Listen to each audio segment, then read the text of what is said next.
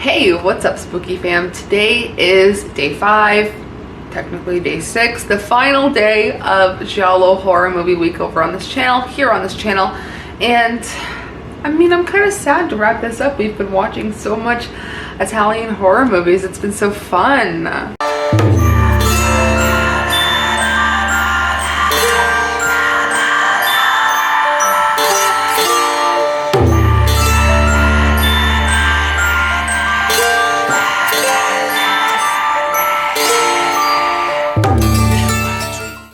But like I said, we started with Dario Argento. We are ending with him as well. So today we are talking about his latest Giallo entry, Dark Glasses, from 2022. Diana, a young woman who loses her sight, finds a guide in a young boy named Chin. Together they track down a dangerous killer through the darkness of Italy. And I will say, I think this movie had some of the best gore that I mean, obviously it's newer, but like, oh my goodness, the gore was visceral in this one with the neck stuff. And we'll get into it, obviously. You guys will see the montage of death, you'll see everything.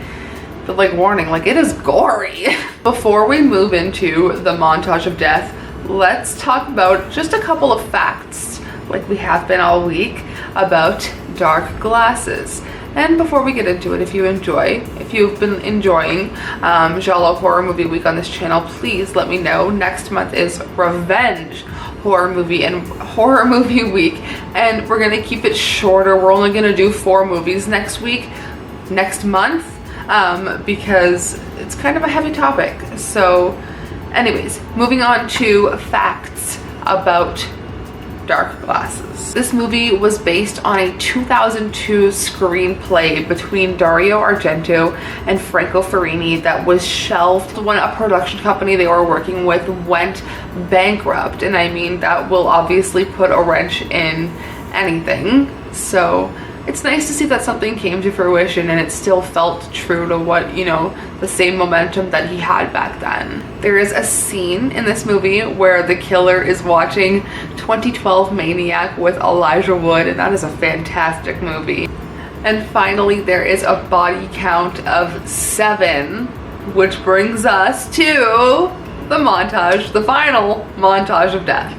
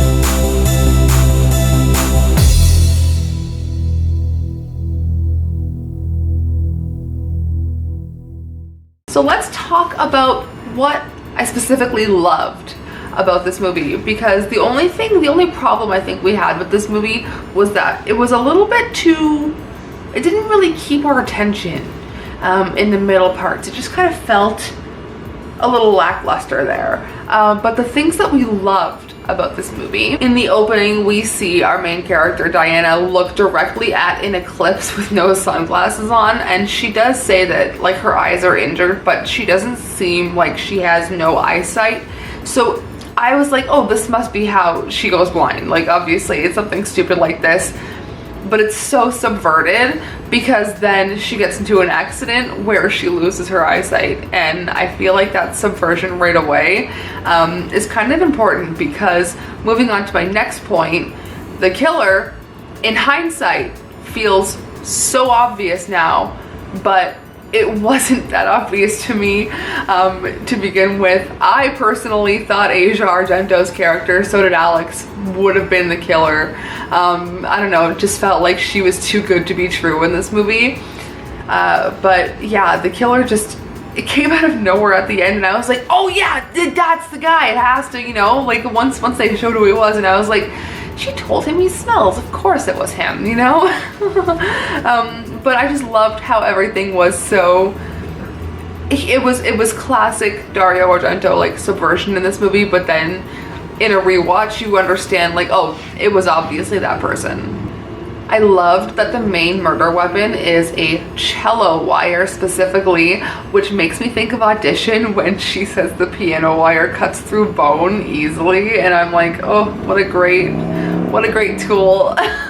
And finally, this just felt like Dario Argento kind of getting back to his roots with a good killer, a good kills, good story. I don't know, just really good gore. Just everything was solid, and there were some parts where it fell off, but it felt like a classic Dario Argento Giallo film, and I'm so happy that that's what we chose to end the week with. So if you enjoyed, if you had fun, please go ahead and give this video a thumbs up.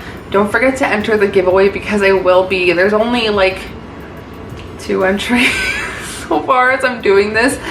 So if you would like to win a Giallo themed pin and a sticker, please go ahead and check out the first video in Giallo horror themed week, the video talking about the overall week.